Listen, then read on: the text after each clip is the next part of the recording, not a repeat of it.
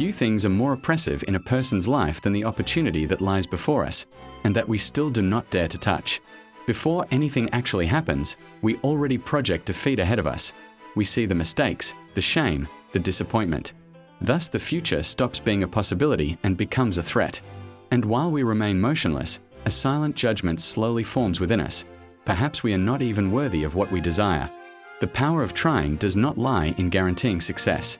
Most people's lives are full of unfinished plans, wrong decisions, and missed opportunities. Yet whatever we pursued with honest effort somehow becomes an inner order. When we try to do something, we accept responsibility for ourselves. We acknowledge that fate does not only happen to us from the outside, but partly takes shape through us.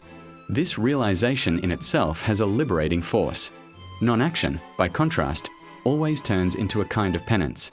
The choice we did not make slowly becomes a constant presence within us. We learn to manufacture explanations. It was the wrong time. It would have been too hard.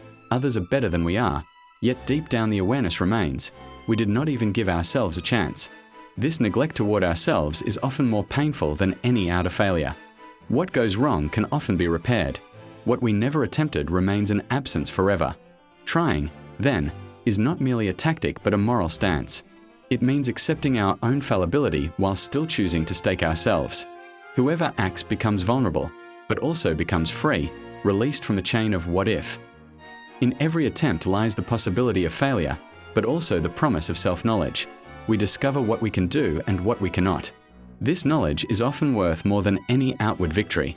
The world is inclined to treat success as an absolute measure. Yet the deepest absolution does not arise from glory, but from being able to say, "We did what we could." This sentence is not an excuse but a disciplined insight. It removes the humiliating sting of failure while still holding us responsible. We can no longer hide behind circumstances, but we no longer need to keep punishing ourselves either. Ultimately, trying is a form of trust.